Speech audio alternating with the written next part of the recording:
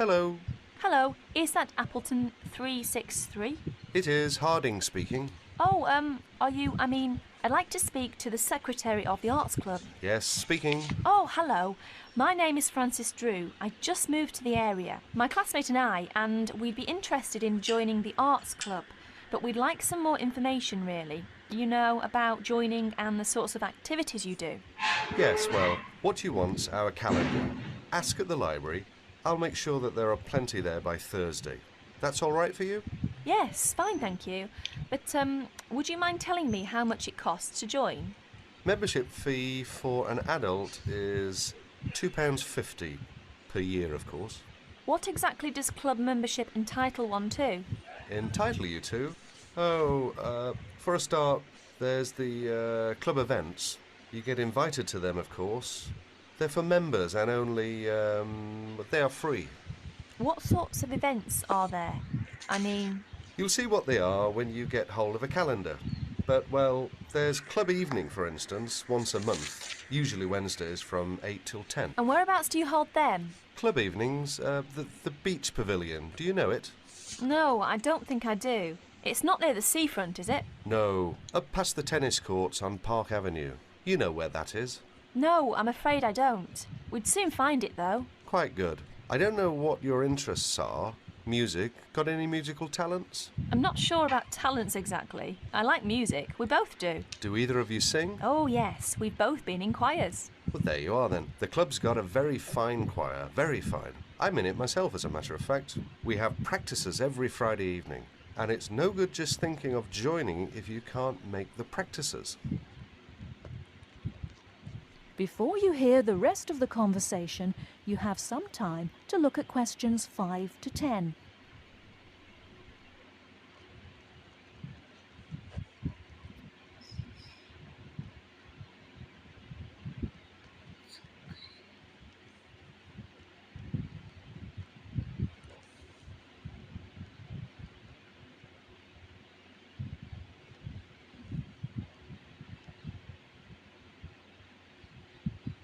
Now listen and answer questions 5 to 10.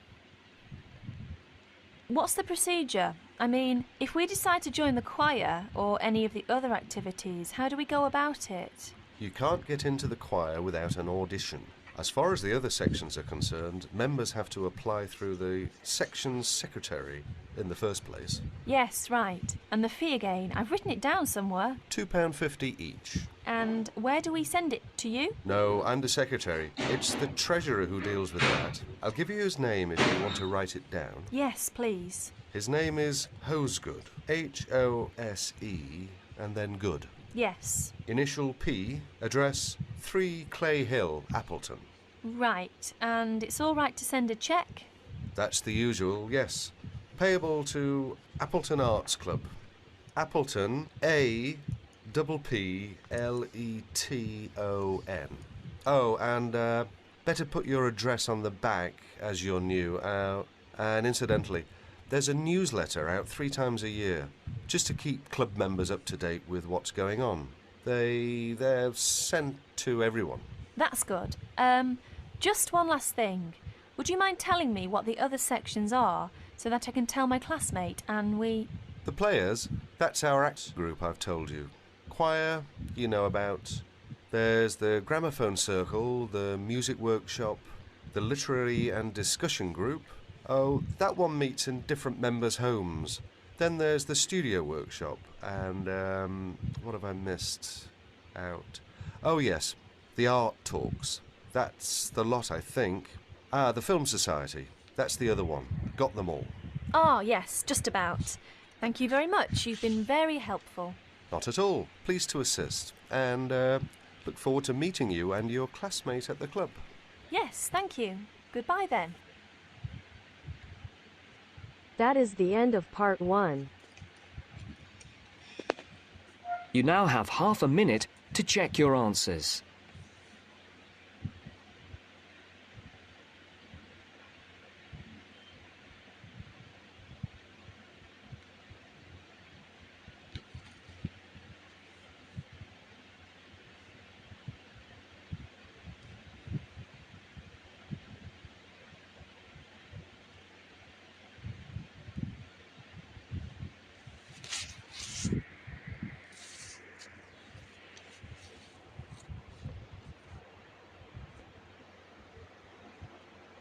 Now turns to Part 2.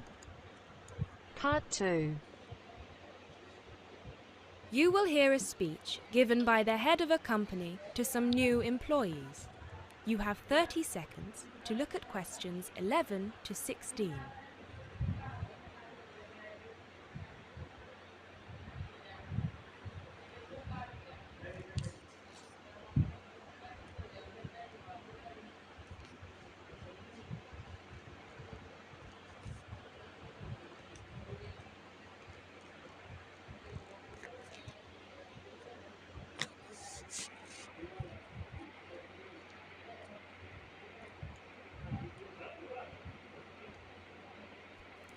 First of all, a warm welcome to Barker's Country Safaris.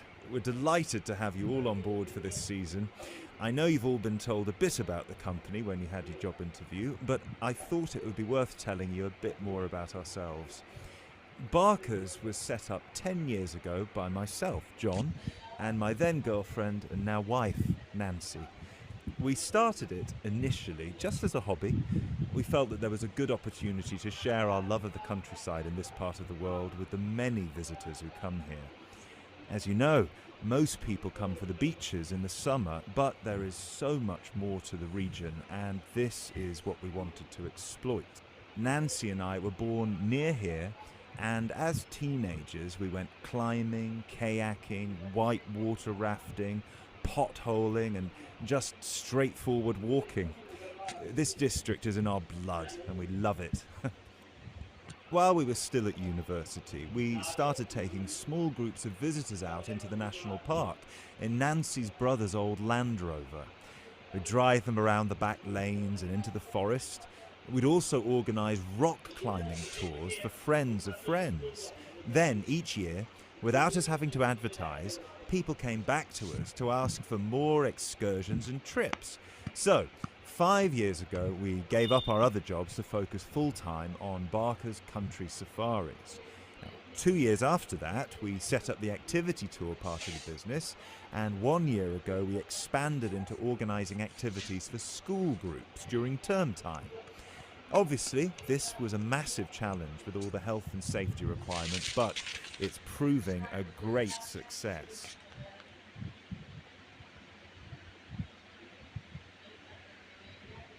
You now have 30 seconds to look at questions 17 to 20.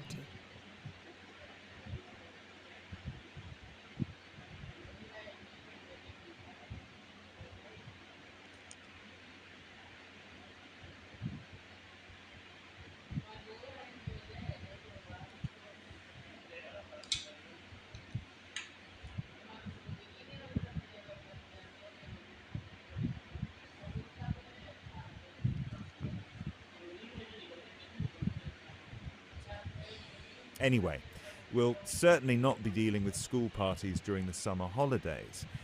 Our clients for the next 3 months are mostly family parties or groups of friends, and I'd like to talk a bit now about the tours we offer and what your responsibilities will be. Our most popular excursion is the Woodland Tour and Trail.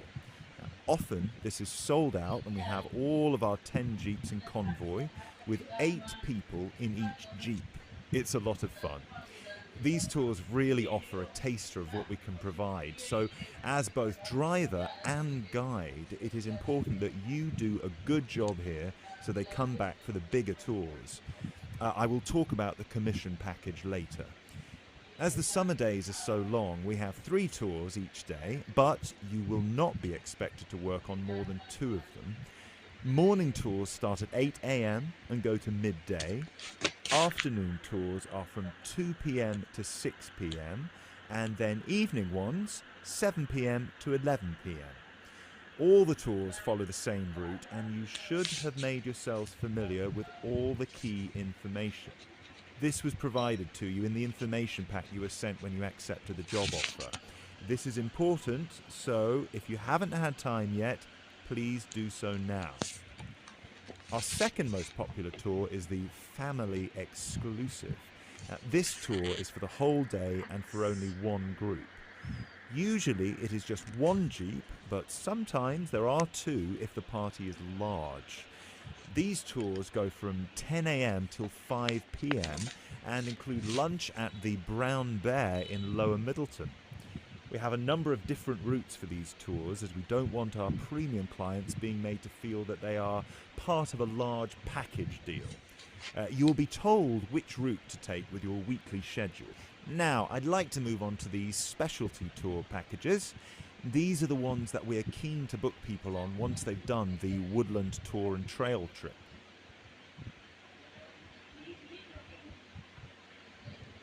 That is the end of part 2. You now have half a minute to check your answers.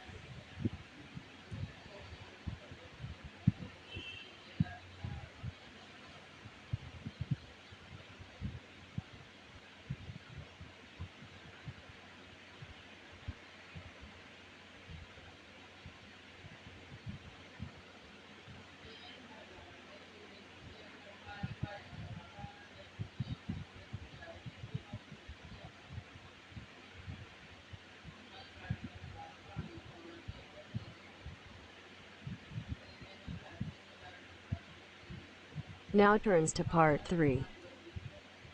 Part 3. You will hear a discussion among 3 students who are organising an international film festival at their college. First, you have some time to look at questions 21 to 24.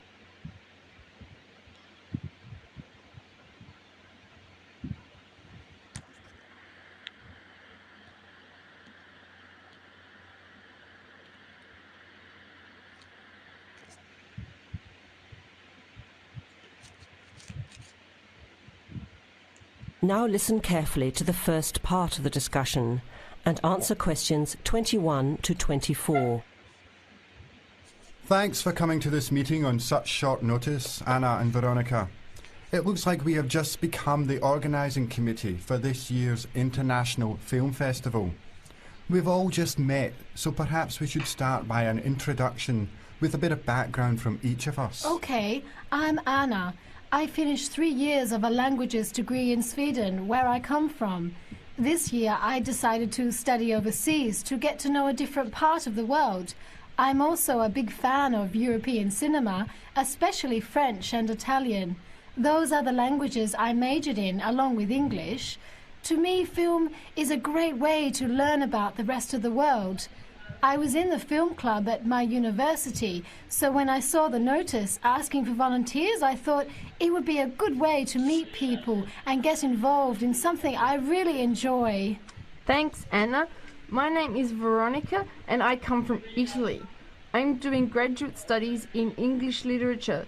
I went to some of the films in the festival last year and enjoyed them. I especially liked the video interviews. That was when I decided to get involved. I used to do film reviews for our student newspaper back home. Hi, I'm Chris from Scotland and I'm in 4th year journalism. Cinema is my hobby. Last year I joined the organising committee just like you have now, and somehow this year I've ended up in charge. I'm actually able to use my coordinating work on the festival towards a credit for one of my courses. I have to write up a report on the festival with recommendations, so that's an extra motivation for me. So I hope this is going to be a good experience for us all. Okay, where would you like to start? How about a general overview of the festival? I don't really know much about it. Well, the film festival was started by International Student Society 5 years ago and has grown every year. It is held over 4 nights during study break, Wednesday to Saturday. Normally we show 3 films a night. Last year we tried to choose films from different parts of the world that fit together in some way, maybe a similar theme. Or we could feature a type of film like action films or science fiction. Now you have some time to look at questions 25 to 30.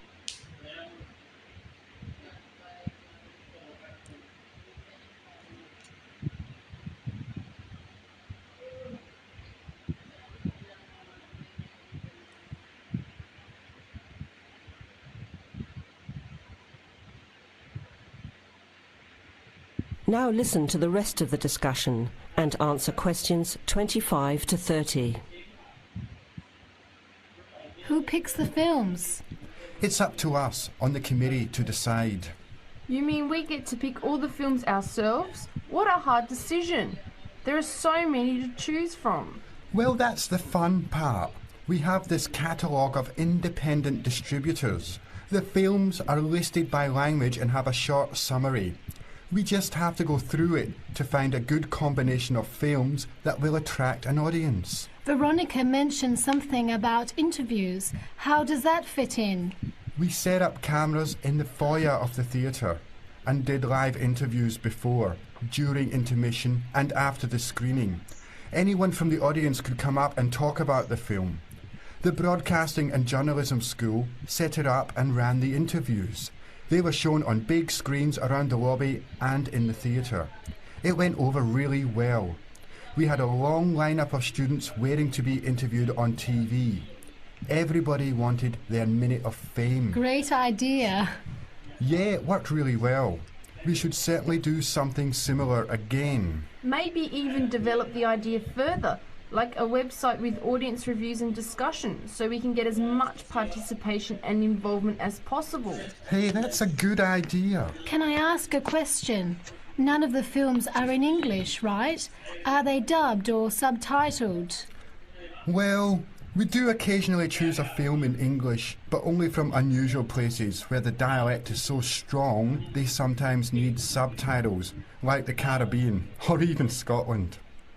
The majority of films in the festival are foreign language, dubbed in English. We've learned from experience that students don't like reading subtitles. Maybe they read too much already. Whatever the reason, the subtitled films get smaller audiences, so we avoid them as much as possible. So how large an audience can we expect, and how much does it cost to get in? It costs $5 per film, or a $20 pass for the whole event. All 12 films for the real movie fan. We would have broken even last year, except for a bad storm on the Friday night. We almost had to cancel the whole thing. But overall, we had a good turnout. More than 2,000 people in 4 days. Oh, that's what I was wondering about, the financial part. Where does the funding come from? What kind of budget do we have? The festival is subsidised by the Student Council. We generate money through advertising and through admission charges. We'll go over the budget in details a little later, but we've got lots of work to do in the meantime. I guess we have to start pretty soon. Well, I think by the 1st of March at the latest. We need to select all the films. Then we have to find some advertisers to sponsor the event. That shouldn't be too hard. We'll just start with last year's list. Our deadline for that should be the middle of March. By the end of March, we need to design the programme. Then we can get posters made up and distributed in April. Like you said, we need some clever promotion, something to generate interest and get people talking. We have 4 months to get ready. It should be enough time. Okay, where do we start? Let's start by talking about films, since that is the best part, and see what we come up with. What was the best film you saw last year?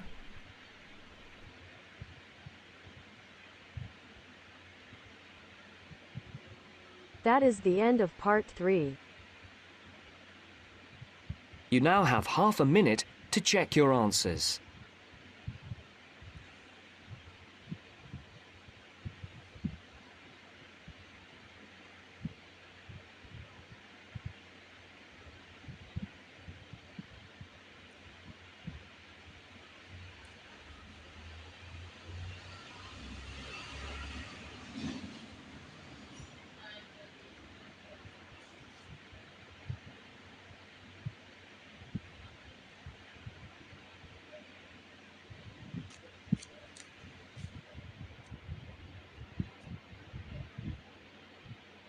Now turns to part 4.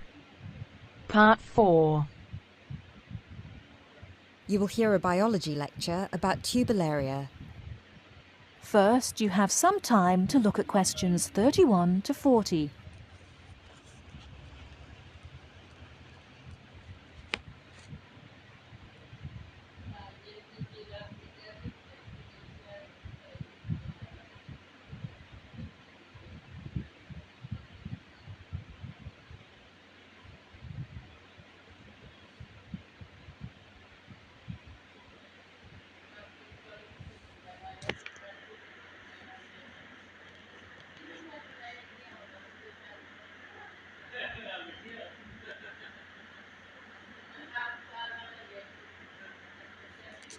Now listen carefully and answer questions 31 to 40. Hello, everyone. I'm glad so many people have shown up here today to hear about these fascinating little creatures called the turbellaria. My name is Dr. Baker, and I've spent 20 years researching thousands of different species of platyhelminths, what are commonly known as flatworms, both free-living and parasitic. So there are a lot of things I could tell you about these extremely interesting invertebrate, but I will try to keep it short. Turbellaria are unique amongst flatworms in 3 ways. The first one is that, unlike 80% of all platyhelminths, turbellaria do not need to secure nourishment from a living source. This means that they do not generally parasitize a host, but are instead found living freely in the environment. So, no need to worry about any of these little samples I've got here escaping and causing havoc. The second way in which they're different is that they are, well, they're incredibly simple. And by simple, I don't mean in terms of structure, as their structure is indeed quite complex, and I'll get to that later. By simple, I mean that they're not the brightest bulbs in the box. Flatworms in general are not known for their cognitive abilities, especially when compared with other invertebrates such as cuttlefish or octopuses or even insects. But amongst flatworms, turbellaria are by far the most primitive of the bunch. Finally, and this is a direct result of the first thing I mentioned, turbellaria tend to have a much more complicated sensory system in their head region. This includes a set of eyes with receptors that can detect light, as well as chemical sensory organs that assist turbellaria in locating food. Obviously, as other flatworms receive nutrition directly from their host, they have no need for this. Despite these 3 differences, however, turbellaria are quite similar to other flatworms in all sorts of other ways. First of all, as their name suggests, they're incredibly flat, which allows them to hide under stones. They're symmetrical on both sides, and they don't have a body cavity. They also don't have any specialized respiratory, skeletal, and circulatory systems. What they do have, however, and this is what I meant when I referenced their structure before, is 3 layers known as the endoderm, the mesoderm, and the ectoderm, as well as a head region where their brain and sense organs are located, and a spongy connective tissue that fills all the space between their organs. Finally, like most species of flatworms, they're hermaphrodites. This means that a single flatworm has a set of each gender.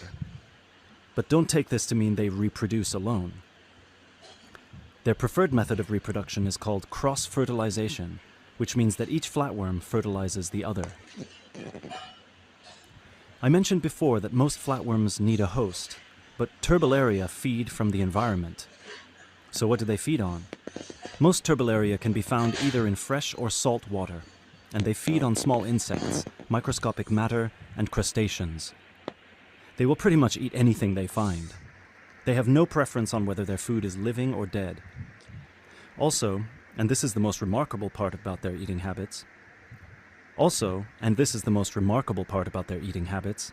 if they ever find themselves in a situation where food is scarce, they might also feed on themselves. That's right, they'll start eating their own body, starting with the least essential muscles and organs and working their way up. They will shrink in size until they're able to find food again, at which point they'll begin to regenerate everything they've lost. One final thing about food, and apologies in advance if I disgust you, turbellaria don't possess an anus, which means that their mouth, which is a muscular opening on the underside of their body, has to serve as one. Before I finish this presentation, one more thing you've probably heard before but weren't sure if it was a myth or not. I mentioned already that turbellaria can reproduce on their own, but there's a second method they can use, which is known as fission. Now, as a child, you were probably told that if you cut a worm in half, it will grow into 2 new worms. That's not entirely true, but flatworms are not worms exactly, and they do have the ability to regenerate by splitting into 2, perhaps even more smaller parts, at which point each part regrows the missing organs and becomes a brand new turbellarian.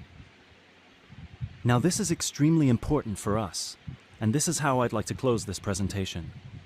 Because their ability to regenerate endlessly makes them virtually immortal, and it might open pathways to regeneration in human cells, or slowing the human aging process, which is why scientists like myself have been studying these unique creatures, hoping to get some answers. Thank you for listening, and please come along to see me and my samples if you have any further questions.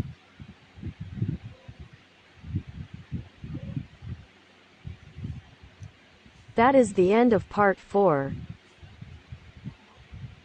You now have half a minute to check your answers.